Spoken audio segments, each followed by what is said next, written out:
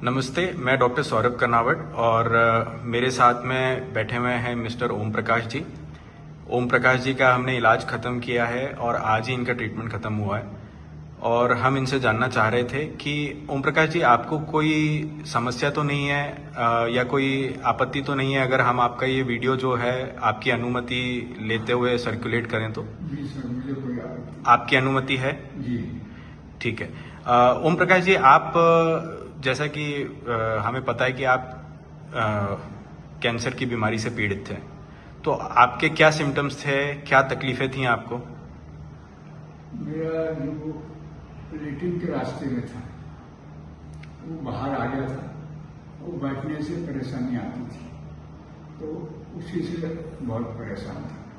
जी, आप मेरे से मिले थे तो मैंने आपको क्या उपचार की तकनीकें बताई थी, अपन को कैसे कैसे उपचार करना चाहिए, हमने किस तरीके से आपका उपचार किया?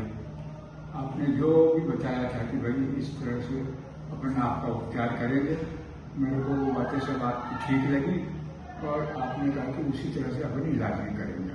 ठीक है, तो हमने पहले आपके लिए कीमोथेरेपी दी, कीमोथेरेपी के पश्चात हमने आपका रेडिएशन और कीमोथेरेपी साथ साथ में प्लान किया। जी। कीमोथेरेपी होने के पश्चात आपको आराम था? पहली दिन में थोड़ी के बाद थोड़ा सा परेशानी तो आई, आराम लगा, पर थोड़ी परेशानी बहुत है। ठीक है, और अब आज आपका रेडिएशन खत्म हो गया है। अभी रेडिएशन से संबंधित जो थोड़ी बहुत ही समस्या रहती हैं वो अगले 8-10 दिनों तक रहेंगी, उसके पश्चात वो भी नॉर्मल हो जाएगी। मैं कामना करता हूँ कि जल्दी से जल्दी ठीक हो जाए, है ना? आपका अनुभव आरडी गार्डी में कैसा रहा? आरडी गार्डी में एकदम बढ़िया स्टाफ है, डॉक्टर साहब का बराबर सहयोग पूरा मिलता रहा। हर टाइम, जितने टाइम भी डॉक्टर साहब से समय लिया, बराबर टाइम दिया उन्होंने। फिर जब भी हमारा रेडिएशन सेकंड बार का, तो ये क्या हुआ, कीमो की रेडिएशन जब हमारा हुआ तो पूरे रेडिएशन में इनका सहयोग हमको पूरा मिलता रहा। उससे हमको कोई क्रेज बना रहा कि अपन आउट नहीं है, अपन घर में ही। तो हर रेडिएशन में सपोर्ट बराबर मिलता रहा। जब बुलाया, जब हम इनके पास गए तो इन्होंने बराबर सहयोग किया। जैसा कि आपने बताया था मेरे को कि आप कई जगह पे भटके थे यहाँ पे आने के पहले। हाँ, मैं इसके पहले वेदांता में भी गया था, फिर वेदांता में जाने सारी फैसिलिटी नहीं मिली मेरे। फिर मैं प्राइवेट भी गया था आयुर्वेदिक इलाज के लिए, वहाँ भी जो बीमारी थी वो कट नहीं रही थी, जो बीमारी मेन थी वो नहीं कट रही थी। फिर हम वापस 2 महीने करके फिर लौट के आपके पास आए। ठीक है, तो कुल मिला के आप आरडी गार्डी से और मेरे द्वारा किए गए इलाज से सहमत हैं? हाँ, संतुष्ट भी है, सहमत भी है। मेरे बारे में कुछ बोलना चाहेंगे कि अगर मुझे किस जगह पे सुधार करना हो या हमारी संस्थान को किस जगह पे सुधार करना हो? संस्थान में सुधार जैसे अभी मेरे को तो कुछ लगा नहीं, और डॉक्टर साहब अपना अच्छे से इलाज कर ही रहे हैं, समय दे रहे हैं, तो डॉक्टर साहब को मुझे कुछ सुझाव नहीं मिला। भैया, आप लोगों का क्या अनुभव था दोनों का?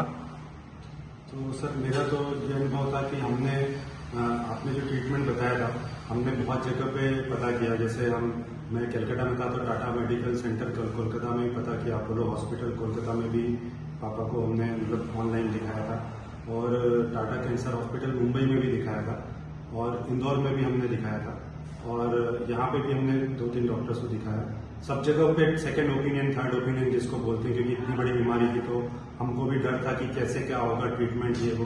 तो सबने जो ट्रीटमेंट का रास्ता बताया था, तो सबने बताया था कि जो ट्रीटमेंट होगा वो बहुत ज्यादा मतलब कठिन दौर रहेगा आपके लिए, इतना कठिन कि कुछ भी हो सकता है, क्योंकि ये मतलब गठान काफी बड़ी 8.7 सेंटीमीटर का ट्यूमर हो गया था उस रास्ते में, जो अंदर ही अंदर फैलता रहा, तो पता नहीं चला। तो उस वजह से हम बहुत ज्यादा चिंतित थे।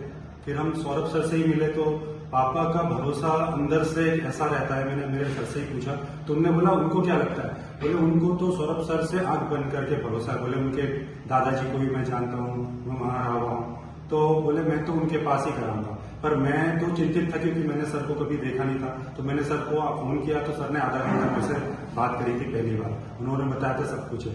उसके बावजूद भी हम घबरा गए और हमने ट्रीटमेंट नहीं लिया, क्योंकि हमको लगा कि इतना बड़ा कीमो होगा, फिर रेडिएशन होगा और इतना बड़ा कुछ होगा। ये मैंने सब दूर से पता किया, मतलब बड़े बड़े institutes Mumbai hospital, Tata cancer hospital, Kolkata Apollo, इन सब जगहों पे पता करने के बाद जब उन्होंने बताया कि बहुत मुश्किल दौर रहेगा, मुश्किल रास्ता रहेगा, तो ऑब्वियसली बात है कि हम दूसरे सेकंड रास्ते पे भी गए, तो एक आयुर्वेदिक के रास्ते पे गए। वहां पे भी जैसे पापा ने बताया कि आयुर्वेदिक का रास्ता अंदर से तो सही कर रहा था, मगर जो बाहर आया था ट्यूमर और बाहर से जो घाव हो गया था वो सही नहीं हो पा रहा था। तो फिर लास्ट में हम वापस सौरभ सर के पास आए। और उसके पहले ये बताना चाहता हूँ कि उज्जैन में हमने इसलिए ट्रीटमेंट का, सबसे पहले तो जब भाई ने बताया कि यहाँ पे ट्रीटमेंट होगा, तो यहाँ पे जो रेडिएशन की जो मशीन है, रेडिएशन जो करती है, वो मतलब one of the top in India है। और उसको सर जब ऑपरेट कर रहे हैं तो पापा ने बोला जब इतनी बड़ी मशीन को जब कोई ऑपरेट कर रहे हैं तो वो तो ऐसे मतलब कोई ऐसा वैसा डॉक्टर नहीं होंगे जो इतनी बड़ी मशीन, इवन हमको आप मान नहीं सकते, मेरे पास वो लेटर्स भी हैं कि टाटा कैंसर हॉस्पिटल मुंबई ने हमको चौहीथरा हॉस्पिटल कर दिया था, बोला था कि आप वहां जाइए, इन डॉक्टर से मिलिए। तो मैं वहां पे जाकर देखा तो उनके पास बहुत पुराने जमाने की मशीन है। तो मैंने कहा मशीन के अंदर 1.5 महीने का जो ट्रीटमेंट होना है वो मशीन में होना है, तो वो कैसे हम करेंगे। तो मैं सर के लिए तो ये बोलूंगा कि सर ने जो ट्रीटमेंट हमको दिया है वो एकदम ही डिफरेंट ट्रीटमेंट था जो पूरे इंडिया में सब जगह बता रहे थे। सर ने बोला देखिए ये एक अनुभव है, ये किताबों में नहीं लिखा होता है, ये थ्योरी में नहीं होता है, वो मैं मरीज को देख के ही समझ सकता हूँ, मरीज को दिख के बता सकता हूँ। तो उन्होंने हमको पहले बोला कि जो गठान इतनी बड़ी है इसको हम पहले कीमो करेंगे और कीमो करके हम इस गठान को छोटी करेंगे। अगर छोटी नहीं करेंगे, अगर हम रेडिएशन कर देंगे तो डायरेक्ट फिटसुला हो जाएगा, आर पार हो जाएगा, तो बहुत ज्यादा भयावह स्थिति हो जाएगी। तो उन्होंने बोला पहले इसको हम छोटा करेंगे।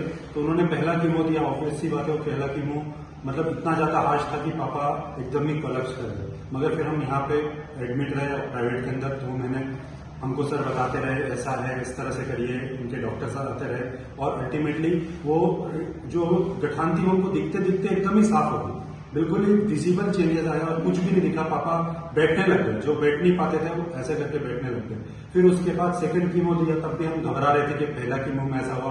तो सर से जब भी पूछते थे सर बोलते थे कोई दिक्कत नहीं है, अरे कुछ भी नहीं होगा आपको, हम प्रकाश जी आप बढ़िया ही है। आप बोले मैं कब ठीक हो जाऊंगा, तो बोलते थे मैं तो ठीक, आप ठीक ही हो।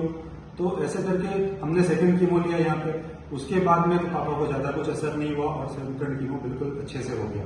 फिर जब उसके बाद असर नहीं हो गया, कोलोस्टोमी का ऑपरेशन करना पड़ेगा, क्योंकि अगर कोलोस्टोमी का ऑपरेशन नहीं करते हैं तो फिर वो रेडिएशन के लिए बहुत तकलीफ आएगी और बीच में वो हो सकता है कि आपको दिक्कत हो। और पापा को बीच बीच में वो रोकने में लेकिन दिक्कत आती थी, कई बार निकल जाती थी। तो कोलोस्टोमी का उन्होंने जो सजेशन दिया वो भी बहुत आसानी से यहीं पे हॉस्पिटल में ही किया हमने। डॉक्टर प्रवीण वर्मा सर ने बताया उनके थ्रू आप कराइए, और वो आज भी देखने आए थे पापा को।